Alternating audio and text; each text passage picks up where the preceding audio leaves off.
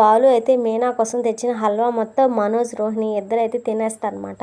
తింటున్నారని మధ్యలోనే తీసుకోవడం బాగోదని ఆగిపోయానని చెప్పేసి బాలు అనగానే, అందుకేనండి మీరంటే నాకు చాలా ఇష్టం అని చెప్పేసి మీనా అయితే అంటూ ఉంటుంది.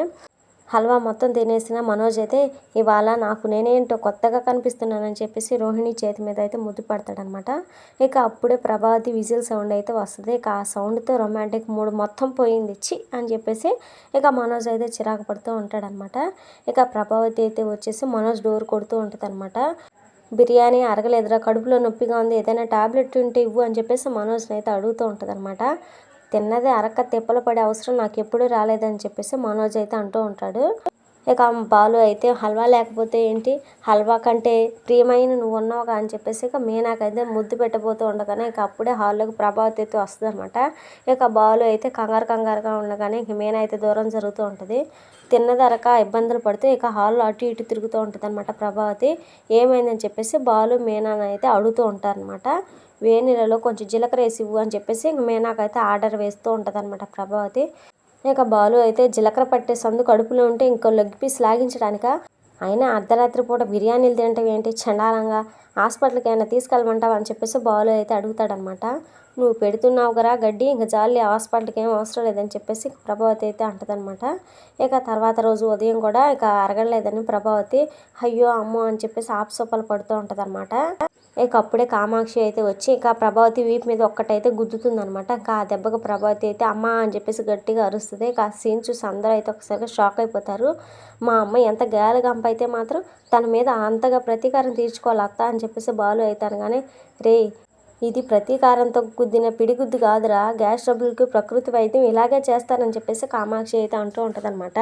సారీ అత్త, నేను అపార్థం చేసుకున్నాను, నిన్ను ప్రపంచంలో ఆపే శక్తే లేదు, ఎన్ని పిడిగుద్దులైనా గుద్దుకో అని చెప్పేసి కామాక్షి అనగానే అమ్మో వీడేంటి ఇలా మాట్లాడుతున్నాడు, ఇది ఇంకెన్ని దెబ్బలు కొట్టిద్దని చెప్పేసి ఇక ప్రభావతి అయితే కంగారు పడిపోతూ ఉంటుంది అనమాట. మీనా అయితే ఇలా కొట్టి అత్తయ్యని ఇబ్బంది పెట్టడం నాకేం నచ్చలేదు, హాస్పిటల్కి తీసుకెళ్దని చెప్పేసి అనగానే బిల్లు 25,000 అవుతుందని చెప్పేసి బాలు అయితే వద్దంటాడు అనమాట. ఏదైనా చూడగానే ఆపగా తింటే ఇదిగో ఇలాగే ఉంటుంది, ఏది పడితే అది తినేయటమేనా అని చెప్పేసి ప్రభావతిని అయితే తిడుతూ ఉంటాడనమాట. ఇక సత్యం కూడా ఇక అందరం మాట్లాడుతూ ఉండగానే ప్రభావతి వీపై గట్టిగా ఒక పిడిగుద్దు అయితే గుద్దుతుంది అనమాట కామాక్షి. వామ్మో అని చెప్పేసి ప్రభావతి అయితే గట్టిగా అరుస్తుంది. ఇక బాలు అయితే చూడు మీనా, నువ్వు వెళ్ళు, ఒక పట్టు ఒక్క గుద్దికే బ్రేవ్ అని అరవాలి మా అమ్మ అని చెప్పేసి ఇంకా అంటాడనమాట.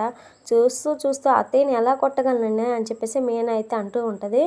ఇంతలో శృతి అయితే ఈ సమస్య నా వల్లే వచ్చింది కాబట్టి నేనే తీరుస్తా అని చెప్పేసి ఇక ప్రభావతి ఈపై పిడిగుద్దులు గుద్దడానికి రెడీ అవుతుంది అనమాట. ఏంటి బాక్సర్లో తయారయ్యామని చెప్పేసి శృతిని రవి అయితే ఆపుతాడు. అజిత్కి తగ్గడానికి నా దగ్గర ఓ ఐడియా ఉందని చెప్పేసి బాలు అయితే అంటాడనమాట. ఇక కిచెన్లోకి వెళ్తాడు. రోకలు తీసుకొని కోపంగా బయటకైతే వస్తాడనమాట.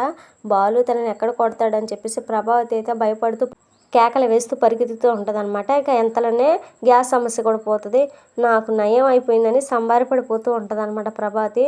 రోకలి వైద్యం బాగా పనిచేసినట్టుందని చెప్పేసి బాలు అయితే అంటూ ఉంటాడు. ఇక ఎంతలో ప్రభావతి ఇంటికైతే శోభన అయితే వస్తుంది అనమాట. ఇక శోభనాన్ని చూడగానే ప్రభావతి ఆస్తి మొత్తం కూతురు పేరు మీద రాయడానికి వచ్చిందేమో అని చెప్పేసి చాలా హ్యాపీగా ఫీల్ అయిపోతూ రవి శృతి చాలా బాగుంటున్నారు, వాళ్ళ దాంపత్యం చాలా బాగుందని చెప్పేసి వాళ్ళిద్దరు ఎప్పుడు పోట్లాడుకుంటున్నా కానీ బాగున్నారని చెప్పేసి చెప్తూ ఉంటుంది అనమాట. రోహిణి అయితే ఒకసారిగా షాక్ అయిపోయి వీళ్ళు రోజుకొక గొడవ పడుతూనే ఉంటారు, చూడు అత్తయ్య ఎలా మాట్లాడుతుందో, వామ్మో డబ్బు కోసం అత్తయ్య ఎలా మాట్లాడుతుంది ఏంటని చెప్పేసి ఇక రోహిణి అయితే అనుకుంటూ ఉంటుంది అనమాట. ఇక ప్రభావతి అయితే శృతితో పాటు రోహిణికి కూడా నలపూసలు మారిస్తే బాగుంటుంది, వాళ్ళ అమ్మ నాన్న చాలా దూరంలో ఉన్నారు కదా, వాళ్ళకి రావడం కుదరట్లేదు, కాస్త మీరే దగ్గరుండి చేస్తారని చెప్పేసి అనగానే ఇంకా నేనే శృతికి రోహిణికి కూడా నల్లపూసల కార్యక్రమం చేస్తానని చెప్పేసి శోభన అయితే అంటూ ఉంటుంది అనమాట. అయితే నల్లపూసల ఫంక్షన్కి బాలు మీన రావద్దని చెప్పేసి ఆవిడైతే కండిషన్ పెడుతుంది అనమాట. మా వారు రిటైర్మెంట్ ఫంక్షన్లో నాకు నా భర్తకి బాలు వల్ల చాలా అవమానం జరిగింది, వాళ్ళ చెల్లి పెళ్ళిలో కూడా వాళ్ళ బావనే కొట్టాడు, ఇప్పుడు నల్లపూసల ఫంక్షన్లో బాలు గొడవ చేసినా చేస్తాడు, మా పరువు పోతుంది, అతడు మాత్రం ఫంక్షన్కి అస్సలు రావద్దని చెప్పేసి శోభన అయితే చెప్తూ ఉంటుంది అనమాట. బాలు ఫంక్షన్కి రాకుండా నేను చూసుకుంటానని చెప్పేసి ప్రభావతి అయితే శోభనకి అయితే మాటిస్తుంది అనమాట. బాలు లేకపోతేనే ఈ ఫంక్షన్ ప్రశాంతంగా ఉంటుందని చెప్పేసి ఆవిడైతే అంటూ ఉంటుంది. ఇక శోభన పెట్టిన కండిషన్ గురించి సత్యానికి అయితే చెప్తూ ఉంటుందన్నమాట. బాలు వస్తే గొడవలు జరుగుతాయని శోభన సురేంద్ర భయపడుతున్నారు అని చెప్పేసి అనగానే సత్యం మాత్రం అందుకు అస్సలు ఒప్పుకోడనమాట. బాలు రావాల్సిందే అని చెప్పేసి అంటూ ఉంటాడు. ఇక శోభనకు ఫోన్ చేసి బాలు కూడా వస్తున్నాడు అని చెప్పేసి ప్రభావతి అయితే చెప్తుందనమాట. ఇక తన ప్లాన్ సక్సెస్ అయ్యిందని శోభన సురేంద్ర చాలా హ్యాపీగా ఫీల్ అవుతారనమాట. బాలుని అడ్డం పెట్టుకొని సత్యాన్ని బాగా అవమానించాలని చెప్పేసి వాళ్ళిద్దరైతే అనుకుంటూ ఉంటారు. ఫంక్షన్లో బాలు నోరెత్తకుండా సైలెంట్గా ఉండాలని, ఏదైనా గొడవ చేస్తే నా సంగతి తెలుసు కదా, నేను భద్రకాళిలా మారతానని చెప్పేసి ప్రభావతి అయితే అంటదనమాట. ఖచ్చితంగా ఫంక్షన్లో గొడవ చేస్తాను అని చెప్పేసి బాలు అయితే అంటాడు. అంతటితో వాటి ఎపిసోడ్ అయితే ఎండ్ అయిపోతుంది అనమాట. ఇది ఫ్రెండ్స్, మరి వాటి వీడియో నచ్చితే తప్పకుండా లైక్ చేయండి. మరిన్ని వీడియోస్ కోసం మన ఛానల్ని సబ్స్క్రైబ్ చేసుకోండి. Thank you.